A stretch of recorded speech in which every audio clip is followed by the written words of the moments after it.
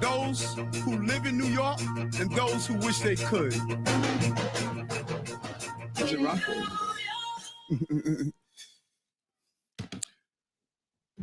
How's it going? Good to see you all. Well, sort of.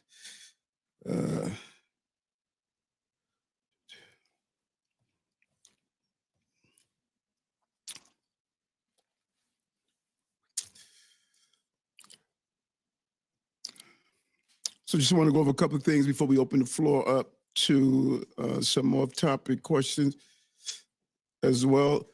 What's Fabian? Your iPad is worse than mine. Give me my iPad. Oh, that's your batteries are going dead.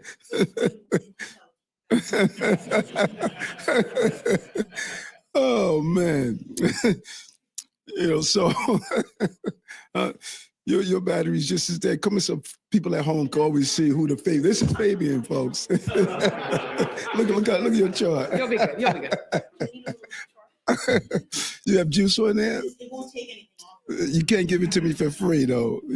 So before we get started, really hats off to FDNY.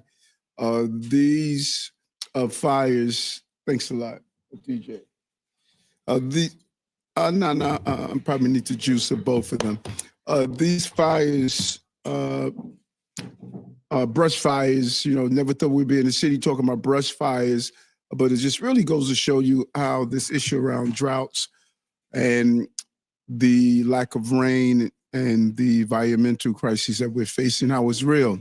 But FDNY, they have been responding to these fires, and we're really calling on New Yorkers to do their part. If you saw the photos from Prospect Park the other day, it was extremely frightening to see how these fires can spread rather rapidly.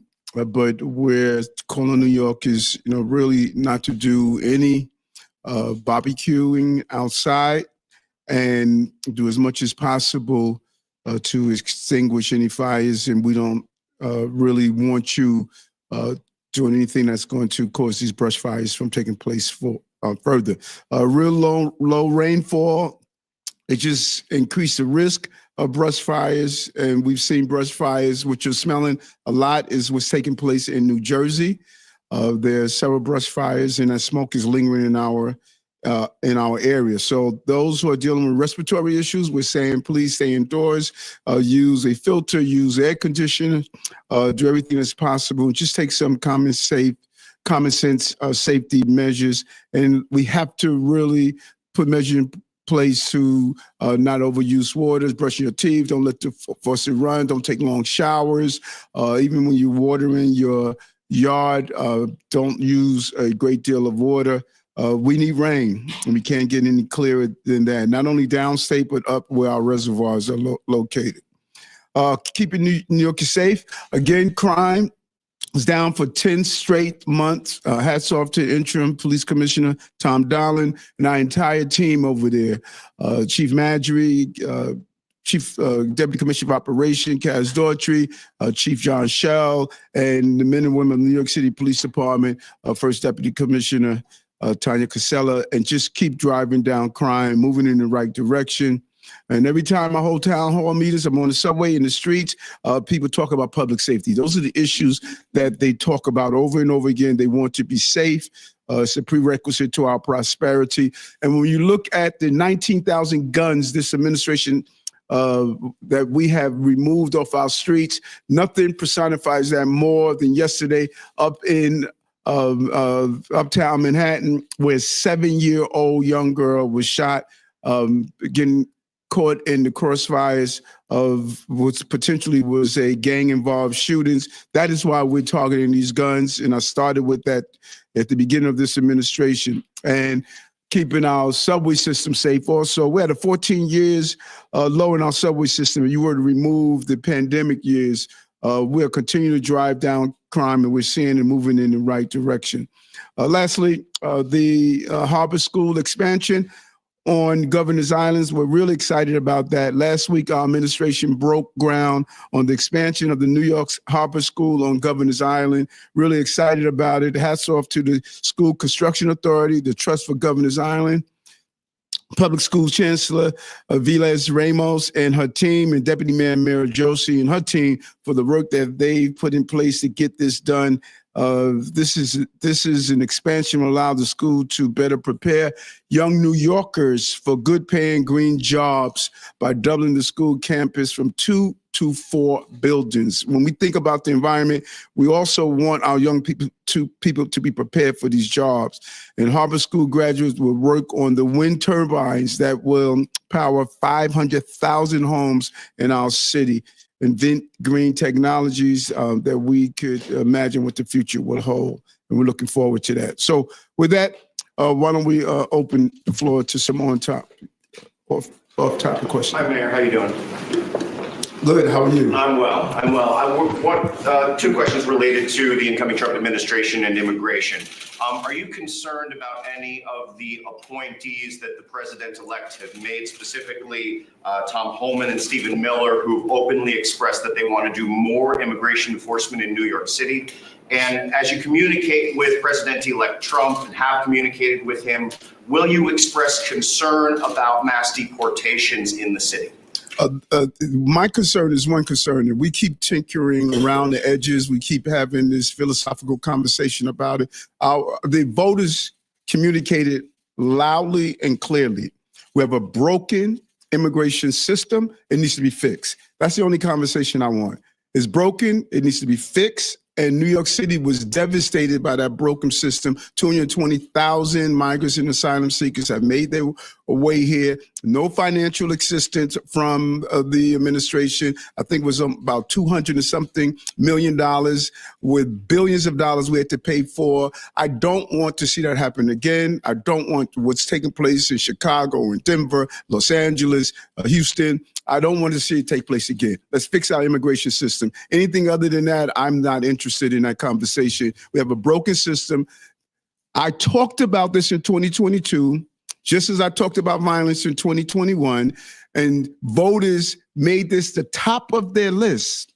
The top of their list. When I was talking about it, everyone was just being dismissive of me, and voters said, this is a problem.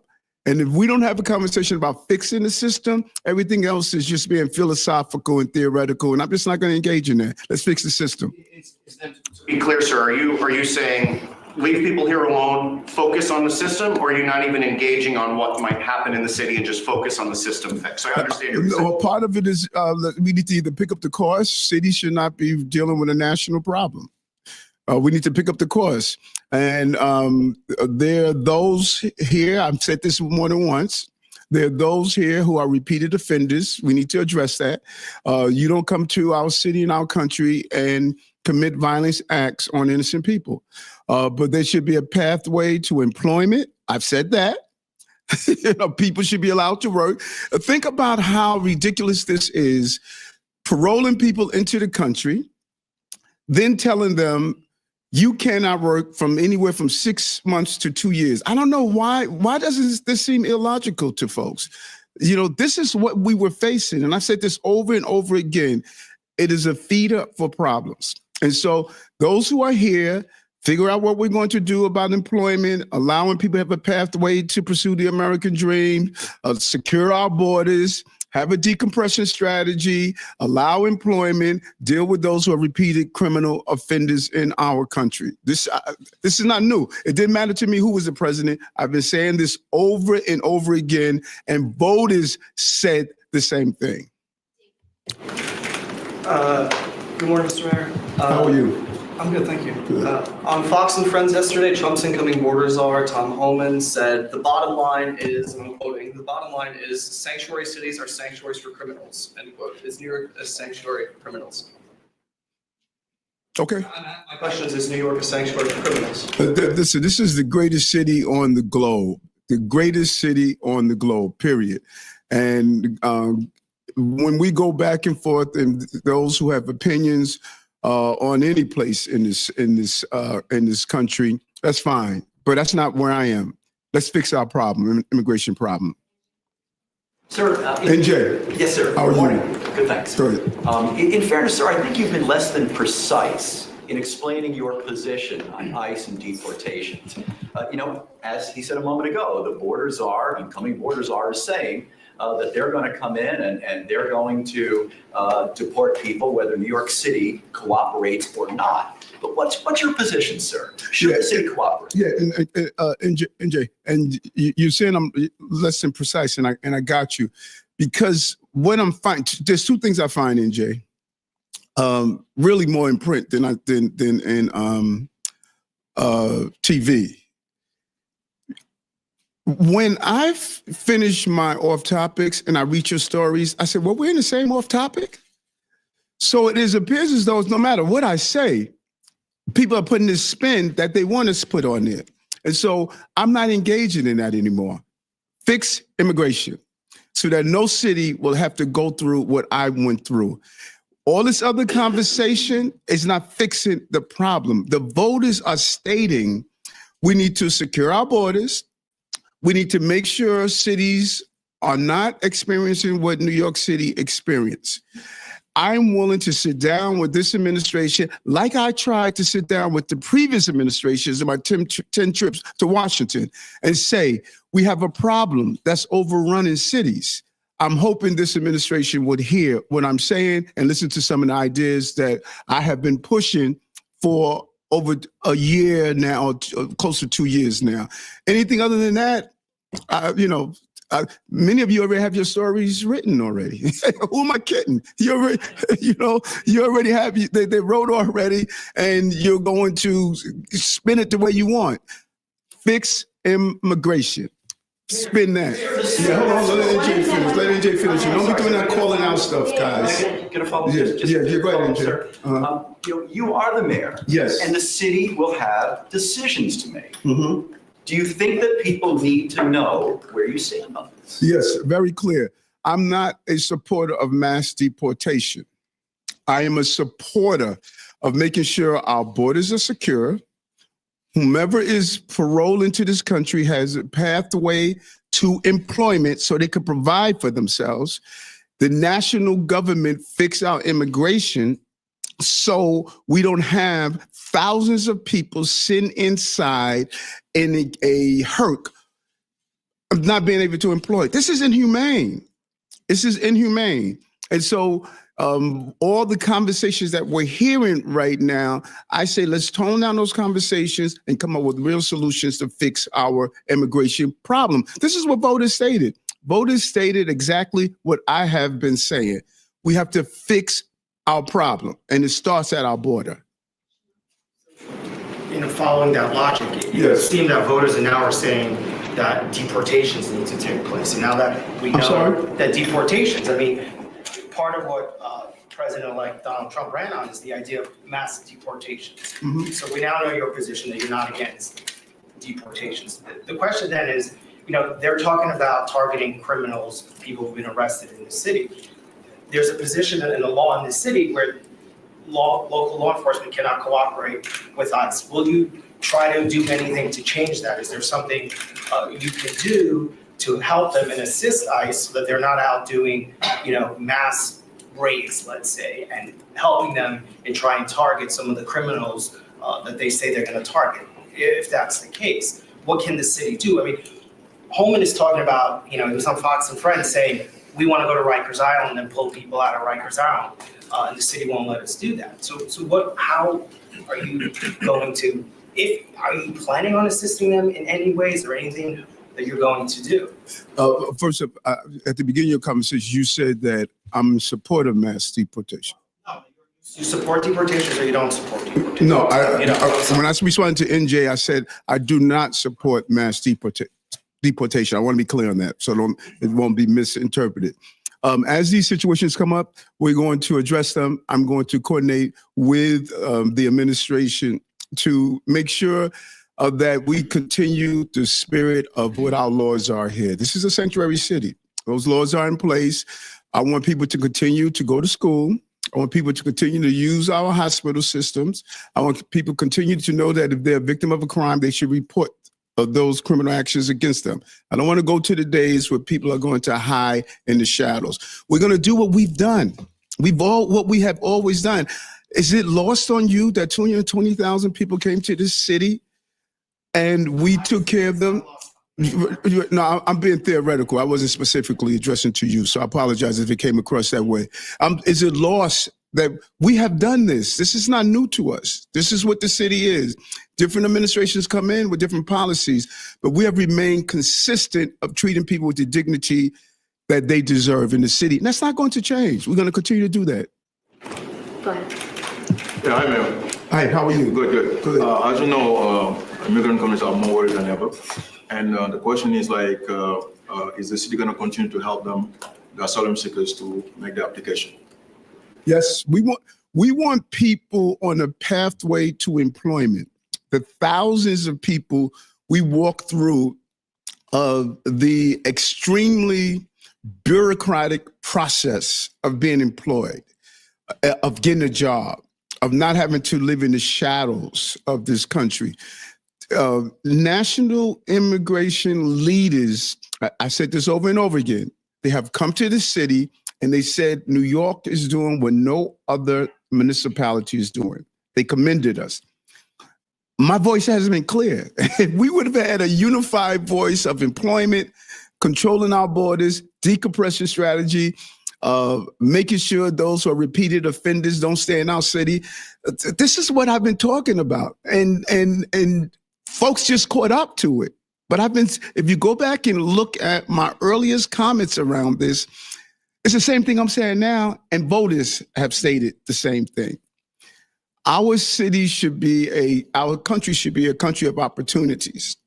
And what we have in place, a failed immigration system, is turning those opportunities into crises. And that's unfortunate.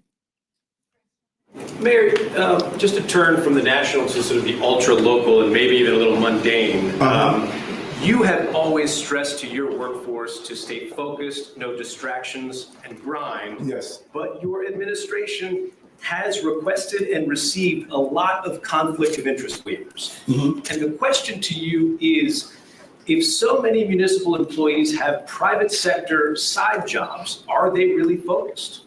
Well, I think first of all, I say yes. Look at the numbers. Do a real unbiased analysis of 2 years and 11 months, and then you tell me, have we failed? We brought down crime.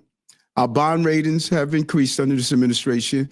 Our housing numbers are extremely impressive under other administration. Our subway system is now one of the safest it has been. When you look at small businesses, more small businesses are open, operating in the history of the city. Our tourism is back. We managed COVID. We managed the crises around of the migrants and asylum seekers. High-speed broadband is in every NYCHA resident is afforded. I can go on and on and on. And so here's the reality. I have to attract talented people. And nothing has been more of a game changer than COVID. When I speak to my business leaders and I speak to those who have corporations, you're in a constant need to attract and retain good talent. And you better have a good package to do so. And so if individuals need a waiver that I have to approve, and then it is approved by the oversight agencies to make sure it's done correctly, is done in the way it's supposed to be, then I got to do that to attract the talent that I need to run the city, maintain this city. COIB looks over after I say yay and say, okay, it's fine to do. So it's following the process. I don't know if you realize the challenge that employers are making in having the right package to attract and retain talent. It's a real challenge. And if you want the city to operate, you better have a package that is just as attractive as what they can find in private industry.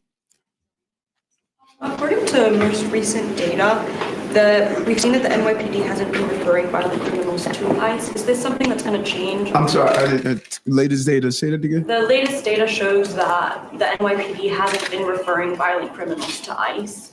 Is this something that's going to change under the new administration? What's your name? You see, I'm Bloomberg News. okay, I haven't seen you here before.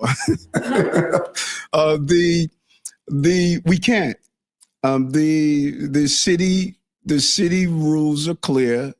No city resources can be used to cooperate or collaborate with ICE. That's against.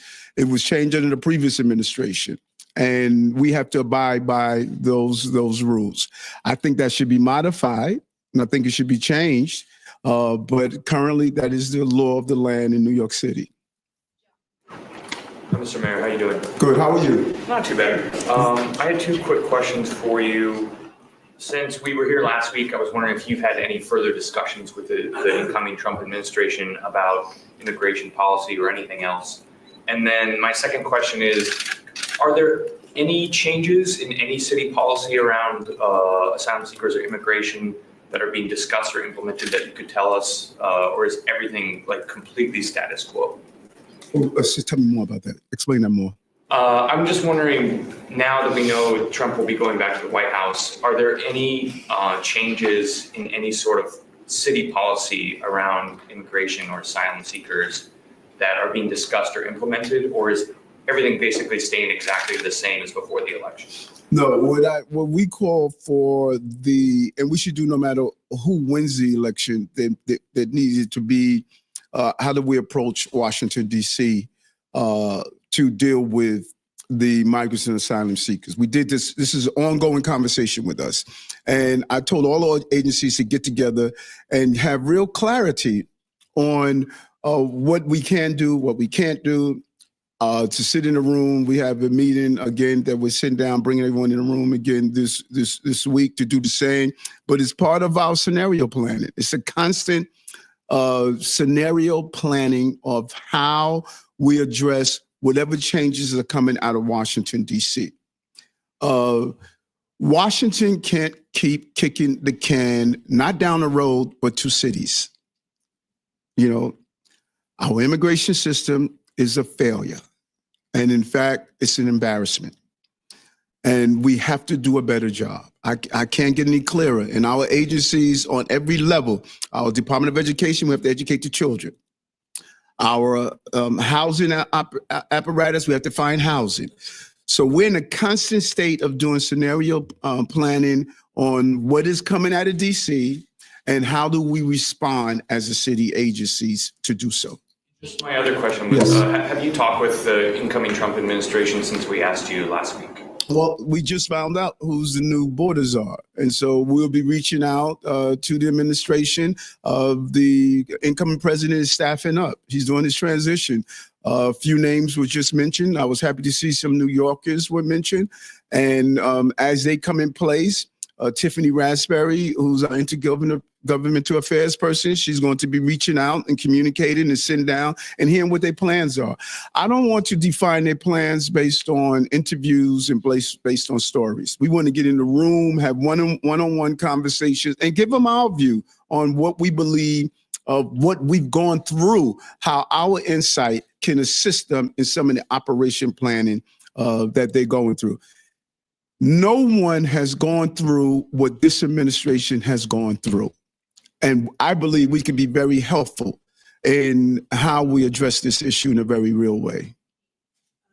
Hi, Mayor Adams. I'm How are going to you? follow up on those questions. Yep. You know, given that there's around 400,000 undocumented immigrants here in New York City, some are in mixed status homes.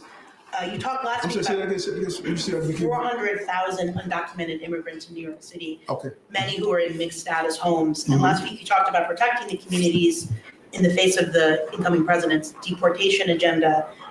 Do you have any more details on what kind of work you're going to do? Have you been meeting, have people from your administration been meeting with the various agencies or nonprofits or other organizations? Just to give us an idea of what some sort of specific steps your administration plans to do.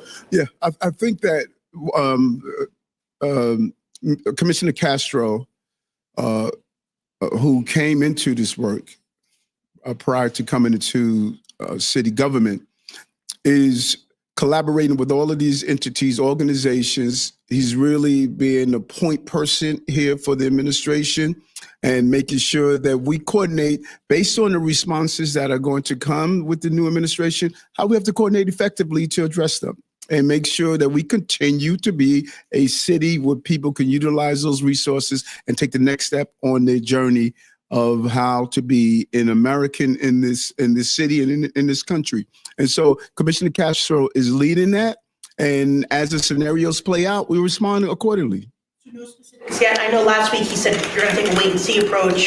He didn't want to be afraid, but listening to what Mr. Holman has said, it seems like this stuff is going to happen very quickly. So there's no specifics about what New York City will or plans to do.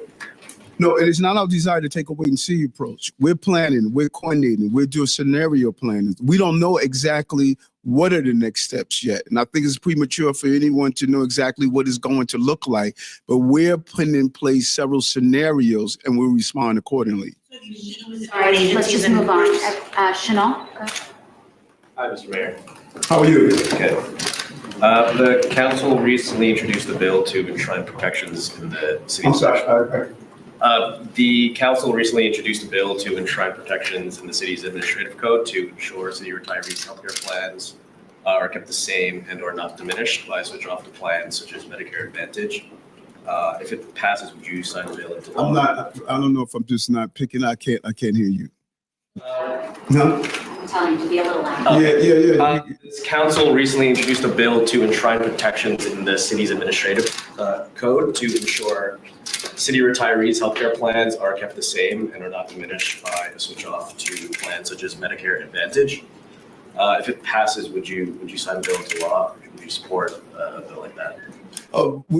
One of the things I inherited that was just really problematic, and we need to find a solution to, is that the healthcare plan for our retirees. And so we're going to look at this bill. I know it was introduced previously. We're going to look at it. We have to find an answer. We have a real problem with our healthcare benefits, the cost of healthcare, how it is impacting retirees and employees. I have a meeting coming up with the MLC, the union heads, to try to address this issue. It's a real problem, and I inherited it, and we're going to find a solution to it. And you can't just merely say, "Oh, let's just legislate our way out of it." You got to really find the funds without passing on the cost of these healthcare issues to workers and our retirees. And, we have had several meetings, Jock Jihad, also Renee Campion, the union leaders. Everyone is trying to put their heads together and try to figure out how we can solve this problem. It's a real issue. And we'll look over the legislation. Thanks. I'm sorry, what's your name? Moses. I'm sorry? Moses. Okay, who you with? PK reader. Okay. So you're getting the experience of being in this room in the flow. Yes, I am. You gonna go into journalism? I am. Good. Like it. Thank you. How are you? I'm all right. How are you? Two questions. First, you've predicted that mass deportations won't happen in New York City. You said, I'm sorry. You predicted that mass deportations won't happen in New York. I predicted that? Yes, you've said that they won't happen here. Okay, I don't know about predicted, but go ahead. Well, do you think that they will happen here? We're going to do everything possible to make sure that people are treated in a dignity and humane way that we've done for these last few years. Okay, so then my question is, how can migrant New Yorkers be sure that they won't happen here, given that ICE can make arrests in New York City without police cooperation? And then the second question is, why should New Yorkers, including migrant New Yorkers, trust that you will advocate for them with the new Trump administration, given that you have a personal stake in winning the president's favor? Okay, a couple of things. Do you think every New Yorker believes there should not or should be mass deportation? Do you believe every New Yorker believes that? No, but you have said you don't think there should be. Yeah, but you said, how can I advocate for New Yorkers? So I should only advocate for one type of New Yorker or all New Yorkers? Well, that's tough. I don't think you can advocate for all New Yorkers. Oh, really? Okay, so which New Yorker I shouldn't advocate for? The ones that agree with you or disagree with you? Well, if you believe there should be no mass deportations, how can people believe that you will advocate for that with the incoming Trump administration? But you set up a question. This is very interesting, the question you set up. So there's certain New Yorkers I shouldn't advocate for? I'm not sure that was my question. My question was, why should New Yorkers trust that you will advocate for them with the administration? Let's go back again. There's some New Yorkers, there are people who stop me on the street and says, I voted for the president and I believe there should be mass deportation. There are people stop me on the street and say, I believe it shouldn't be mass deportation. So what one needs to do is have the ability to sit people in the room and come up with real solutions. That's what I've been doing for 3 years. And so for you to state, I'm trying to cover someone's favor when this is what I've been talking about since the beginning of my administration, that we've been in this problem. And even prior to that, I've been an advocate to deal with immigration issues. So this is not about trying to get anyone favor. This is about making sure we treat this city and the residents of this city in a humane way, and that I listen to both sides. That's the difference between being a mayor and someone who could just give opinions. I got to listen to all New Yorkers, not just the one I agree with or disagree with. That's what it calls when you're representing the entire 8.3 million people. Hey, Mayor. Yes, sir. Two questions. The governor is considering maybe unpausing congestion pricing before the Trump administration takes office, with fears that they, may try to undo it, but that maybe the Trump administration wouldn't be able to undo it if it's instituted now. Is that something you would support? Also, the city council looks like they're going to pass a bill with the broker's fee for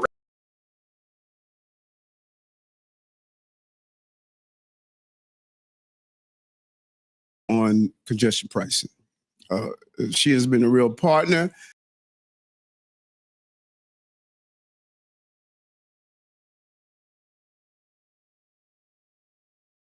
We have to deal with the environment. We have to deal with congestion. There are some New Yorkers who support congestion pricing. There's some New Yorkers who don't. 8.3 million people, 35 million opinions. Welcome to New York City. And if you think you're going to just ignore the voices of those who support it and ignore the voices of those who are against it, that's just not how you govern. You have to find the sweet spot in hearing all the people of the city, not just the ones that you agree with, or not the ones, ignore the ones you disagree with. And so the governor's making those decisions. And I shared with her from the beginning when she decided to put pause that I support what decisions you have to make around this, because it's a very difficult decision, but she's trying to get it right. And I appreciate that she's listening to people that she disagrees with and people that she agrees with. When it comes down to the bill, we're going to look at it. I think that no one wants, affordability is a real issue in the city. People are leaving the city because it's just too expensive. And we need to find ways of ensuring that we get that affordability, but we can't do it with just a knee-jerk reaction. We need to analyze that if you pass the course on, think this for a moment, if you pass the course on to the small property owners, nothing stops, and that law stops them from building it into their rent. So it goes from a one-time fee to a permanent fee that's built into your rent. And so some of the ideals collides with the reality of the operationalized and implementation. So we just got to get it right, make sure we reach the goals that we're looking for, and at the same time, don't hurt small property owners and try to give some relief to those who are trying to live in the city. And so that's the question that we need to look at. And I think the bill has the right intention, but sometimes good intentions do not get the results you're looking for. Mr. Mayor. Yep. How are you? Good, how are you? Good. Just on that bill, it's going to be voted on tomorrow. Have you had any conversations with the speaker or the bill sponsor about it? It seems like you have some concerns. Separately, last week in the election, Donald Trump increased his margins in New York City and in New York State, still Democrats won by a good amount, but does that concern you at all as the Democratic mayor of New York City? I'm sorry. Donald Trump, Right. Why, president. I don't understand the concern part. Why am I concerned? You're the Democratic mayor of New York City. You're concerned that Democrats are losing support at the 5 boroughs in New York State. Yeah. Well, I mean, it doesn't surprise me. This far left agenda that I've been talking about for a long time, where we're not focusing on working class people. And I've said this right here in the same room. Some of the things that you talk about is not what working class people are talking about. These working class people are concerned about the future for their families. And when you're not talking to, when you're talking about things that are not impacting them, how do I get the Metro card? How do I make sure that I can put food on the table? These are real issues. And so when you're not talking about those real issues, then it doesn't surprise me that people are saying, listen, you're not speaking on my behalf anymore. And I'm looking at all of these analyses that are coming from after the election. It's no different from New York than other municipalities. It's not only New York, but people decided that we don't believe people are speaking on behalf of those issues that are important to us. And I talk on the issues that working class people talk on. Public safety, affordability, making sure they could provide for their families. We've increased wages in this city. We made sure that everyday New Yorkers can, everything from earned income tax credit increase to what we have done with reduced fare Metro card, making sure our union members get the contracts they deserve. Working class people have working class issues, not all this philosophical stuff that, you guys find attractive. That's just the reality. And so it doesn't surprise me that across America, you witness shifts like that across America, not only New York City, but across America. And when I talked about public safety in 2021, it was ignored. When I talked about migrants and asylum seekers in 2023, it was ignored. 2021, the top of the issue, public safety. 2023, the top of the issues of voters, immigration. Working class mayor talking about working class issue. I'm sorry? Bill, the question I had about that. Yeah, just if you've had conversations with the speaker or with the sponsor of the bill. No, Tiffany Raspberry, the director of our intergovernmental affairs, and her team over there have been in conversations with both sides of this issue to try to find some middle ground. I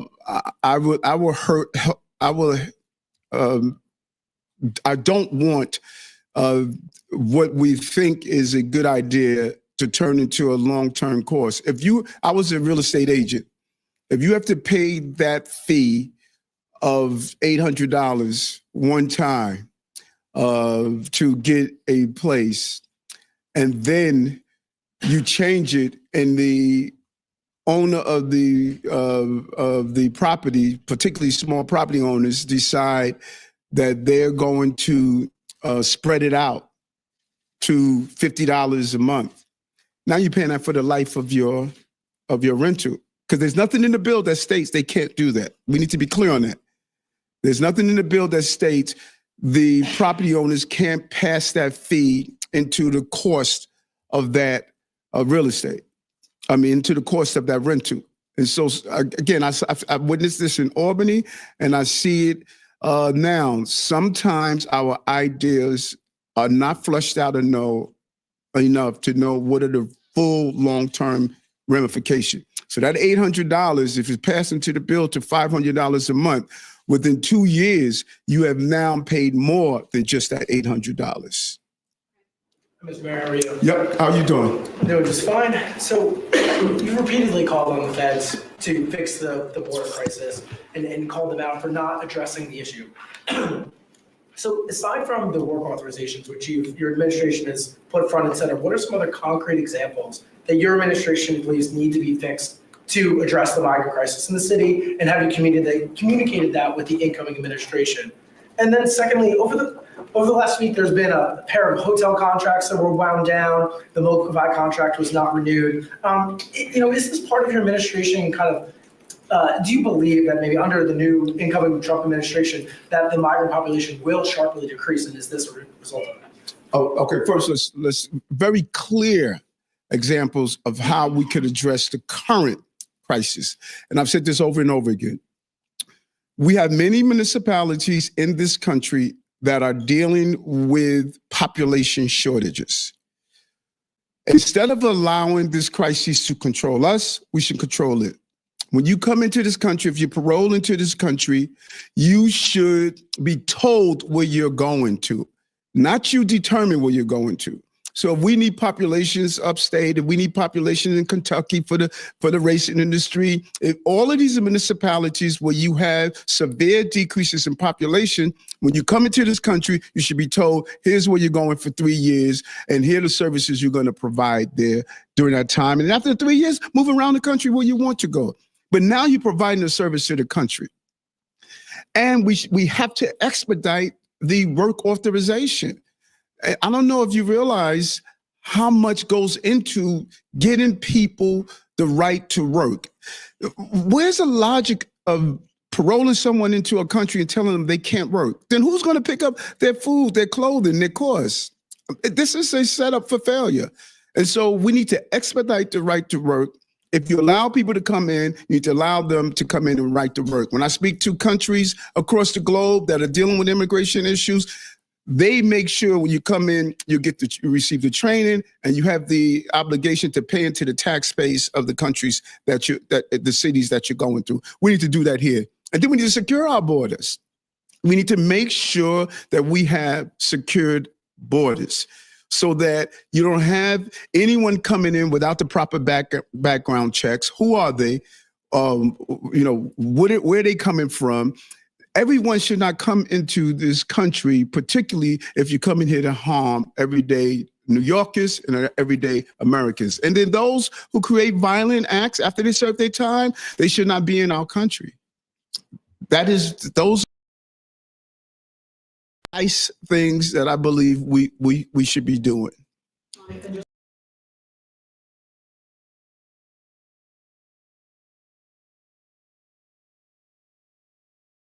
Workers, as I said, racing industry, the backstretch workers that are in the racing industry.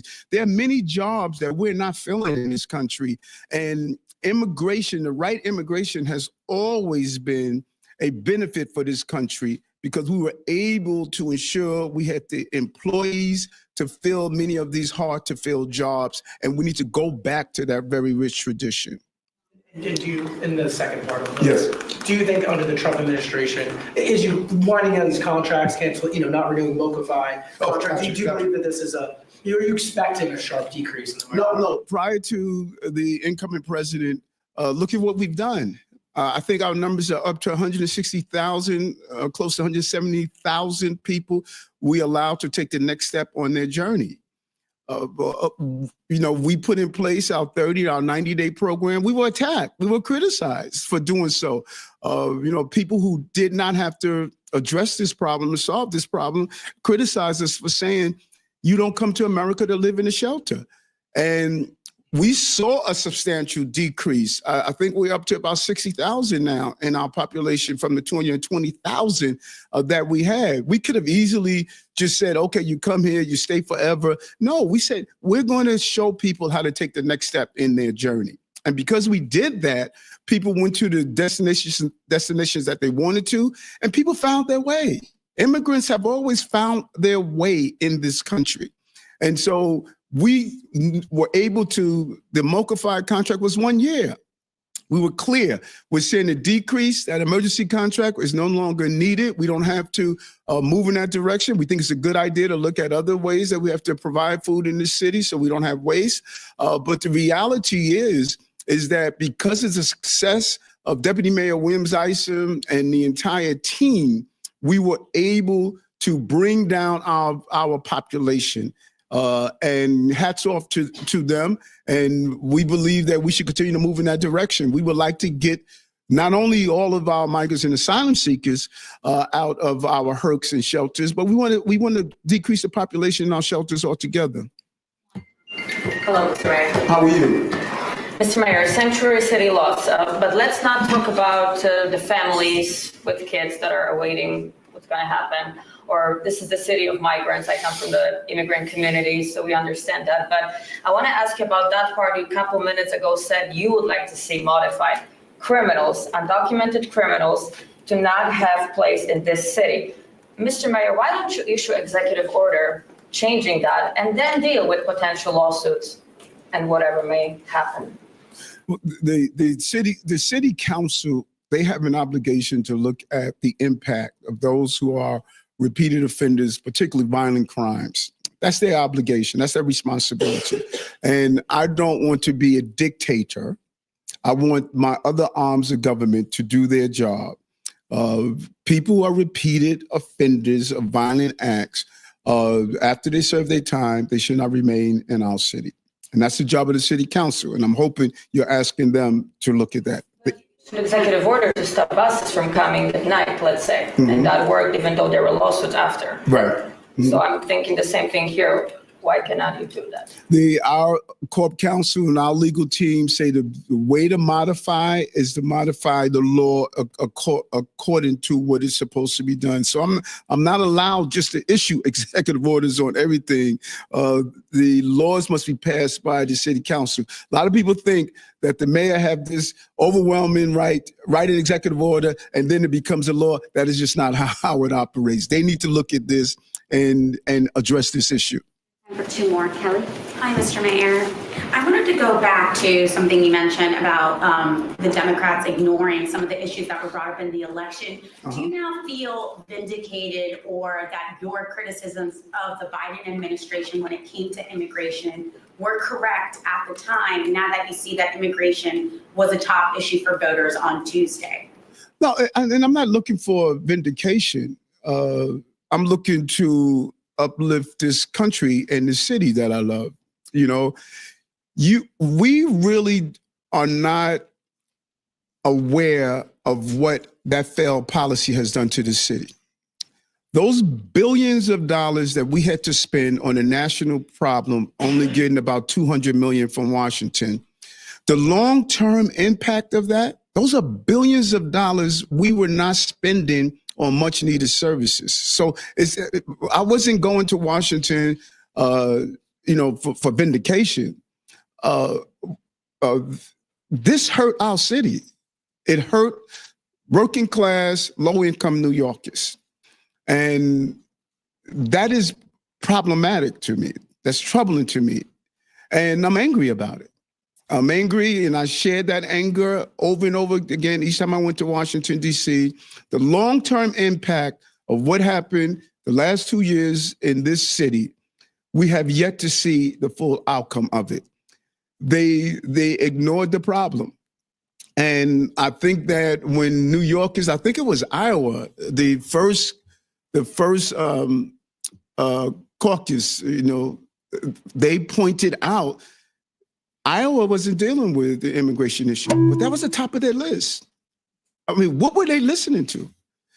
And when you don't listen to the problems of everyday working class New Yorkers and Americans, they're not going to listen to you.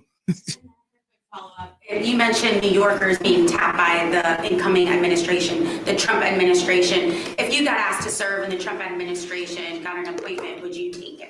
I have the greatest job on the globe, the mayor of the greatest city on the globe, the mayor of the city of New York.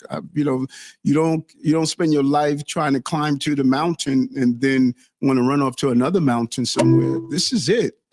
Where else can you do a job and on Tuesdays enjoy the comfort and loving appeal of the press corps like this? This is the greatest moment that one could have. I'm happy right here in this city, doing this job in the city that I love, and I look forward to continuing to do this job in the greatest city on the globe. There's only two types of Americans, those who live in New York and those who wish they could. Two questions. That will always save you. I guess so. I'm like that old UPI lady, right? Two questions. Any resolution on the interim police commissioner? There's reports that Donna wants to stay on full term for the rest of your administration. And second question is on congestion pricing. You got to push Hochul to put in exemptions for people that live in the zone and for cops, firemen, and teachers who live outside and have to drive in. Would you push her to, alleviate some of those problems? Part of the ongoing conversations, we don't want this congestion pricing to hurt working class people, particularly our transit employees, our first responders, and that's part of the ongoing conversation to do just that. She will make the final decision, and I support her decision because she's doing what's best for the city. And your first one was what? Police commissioner. I cannot tell you each one of these positions. Whenever people transition out in vacancies, we don't release the list of all those who attempt to apply because, many of them are employed somewhere else. And we want to be sensitive of that. We don't have a vacancy in this city that we do not get a substantial number of qualified people to do so. That's the same with the police commissioner. Police commissioner is one of the most coveted positions you could have in law enforcement. There's a large number of people who have applied, and that's what probably took me as long because I was really looking over the resumes. I made a bunch of calls this weekend and I spoke to some great candidates. I've communicated with the interim commissioner as well. We will, find the best person. We want to make sure we get it right so that we can move the department forward. And my idea is not only the public safety. We got the public safety locked in. I want to also make sure we take the police department into the next century. How do we use all of our resources and tools? Something was interesting. I don't know if many of you missed it. In Florida, at the incoming president's home, they were using one of our robotic dogs to patrol the grounds. When we rolled out the dog, many of you were criticizing that, but we're seeing all the stuff we're doing here is now being used nationally. People are using our drones. People are using all these different methods that we've used in the city, such as our robotic dog. Same company to now patrol the grounds for the president of the United States because we were forward thinking. We're going to continue to be forward thinking, and I think when people look back over this administration, they're going to see how these ideas are going to shape how things are done across the globe. Thank you very much.